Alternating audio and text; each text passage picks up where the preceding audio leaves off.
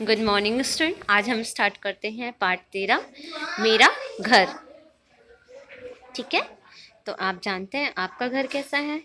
बहुत अच्छा, किसी का छोटा रहता है, किसी का बड़ा रहता है, अलग अलग टाइप के घर होते हैं। ठीक है, किसी का पक्का रहता है, किसी का कच्चा घर होता है। ठीक है, तो आज हम पढ़ते हैं मेरा घर। यह मेरा घर है। यह घर पक्का बना हुआ है। यह बाहर भीतर सफ़ेदी व रंगों से पुता है हुआ है। इसमें मैं अपने माता पिता के साथ रहती हूँ। अपना घर मुझे प्रिय लगता है। मेरे घर में 3 कमरे हैं। एक छोटे कमरे में मैं पढ़ती हूँ, छोटे भैया भी यहीं पढ़ते हैं। मैं अपने कमरे को साफ रखती हूँ, पुस्तक कॉपियाँ ठीक स्थान पर रखती हूँ। एक बड़े कमरे में बैठकर पिताजी काम करते हैं। इसमें कई गद्देदार कुर्सियाँ और मेज सजी हुई हैं। इस कमरे में सुंदर चित्र भी टंगे हैं। कमरे के फर्श पर कालीन बिछा हुआ है। एक बड़े कमरे में हम सोते हैं। रसोई घर में माताजी खाना पकाती है। एक छोटा कमरा स्नान के लिए है, मतलब नहाने के लिए। मेरे घर में गंदगी नहीं रहती है। माताजी सफाई का बड़ा ध्यान रखती है। हमारे आंगन में बहुत से पौधे लगे हैं। उन पर रंग बिरंगे फूल खिलते हैं। फूलों पर तितलियां मंडराती हैं। मुझे फूल और तितलियां बहुत अच्छी लगती हैं। आंगन में घास के मैदान पर हम खेलते हैं। रीता का घर गंदा रहता है। वह घर मुझे अच्छा नहीं लगता है। मैंने उससे घर की सफाई के बारे में कई बार कहा, लेकिन वह उस पर ध्यान नहीं देती है। मेरा घर स्वच्छ रहता है, इसलिए मुझे अपना घर ही अच्छा लगता है। तो आज हमने पढ़ा कि अपने घर को स्वच्छ रखना चाहिए, है ना। तभी हम क्या रहेंगे, स्वस्थ बने रहेंगे। हम कभी भी बीमार नहीं पड़ेंगे, जैसा कि इस घर में बताया गया है। ठीक है, तो इस पाठ का शब्दार्थ है सफेदी का कलई, प्रिय का प्यारा, स्थान का जगह, गद्देदार का गद्दे वाली, चित्र का तस्वीर, कालीन का गलीचा, स्नान का नहाना, रंग बिरंगे अलग अलग रंगों के, मंडराना, चारों ओर घूमते हुए उड़ना, स्वच्छ का साफ। आपने ये पाठ अच्छे से पढ़ा है, तो प्रश्नों के उत्तर आप आराम से ढूंढ सकते हैं। तो चले ढूंढे। यह घर कैसा बना हुआ है, चलिए बताइए कैसा बना हुआ है। तो हम देखते हैं। ये घर पक्का बना हुआ है। ठीक है, देखिए यहाँ पर पहली ही लाइन है, ये घर पक्का बना हुआ है। अगर आप पाठ अच्छे से पढ़ेंगे तो आप सारे प्रश्नों के उत्तर आसानी से ढूंढ लेंगे। इस घर में कितने कमरे हैं, चलिए बताइए, ढूंढ के बताती हूँ। ठीक है, चलिए यहाँ पर है, देखिए मेरे घर में 3 कमरे हैं। देखिए, ये देखिए मेरे घर में 3 कमरे हैं।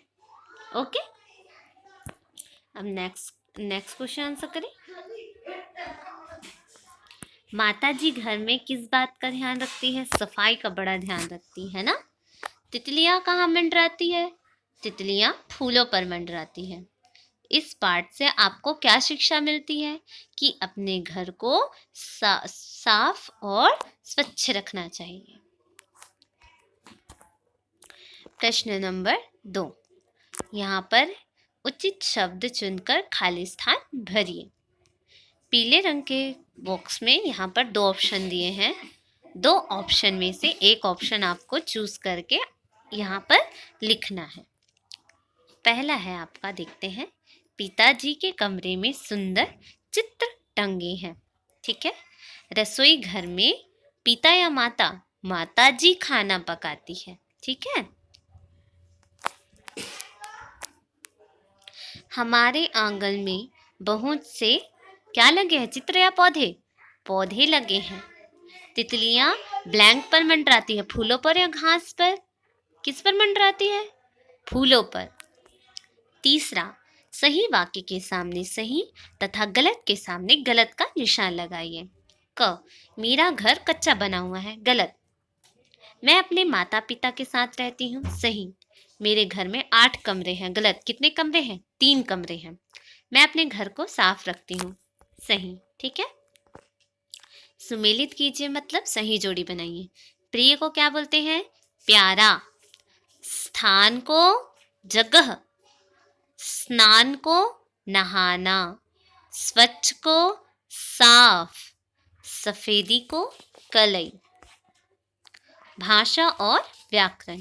निम्नलिखित शब्दों को एक वचन में बदलकर लिखिए। कॉपियां का क्या होता है? कॉपी। कुर्सियां का कुर्सी। छड़ियां का छड़ी। तितलियां का तितली। मक्खियां का मक्खी। घड़ियां का घड़ी। तो आप जब ध्यान देंगे कि जब आप एक वचन से बहुवचन बनाते हैं तो उसमें छोटी की मात्रा लगती है, लेकिन वहीं बहुवचन से जब एक वचन में कोई चीज़ लिखते हैं तो उसमें बड़ी ई की मात्रा लग जाती है, जैसा कि आप ये सब उदाहरण में देख सकते हैं। ठीक है, इस बात का ध्यान रखेंगे। प्रश्न नंबर 2, निम्नलिखित विलोम शब्दों को याद कीजिए। ये मोस्ट इम्पॉर्टेंट है, ये आपको याद होना ही चाहिए। ठीक है, जैसे छोटा को क्या होता है? उल्टा। विलोम मतलब उल्टा। छोटा का बड़ा, गंदा का साफ, अच्छा का बुरा, अंदर का बाहर, पक्का का कच्चा, पिता का माता, ठीक का गलत, अपना का पराया, सोना का जागना। ठीक है, तो ये आपको याद करना है। प्रश्न नंबर 3, निम्नलिखित शब्दों को 3-3 बार लिखिए।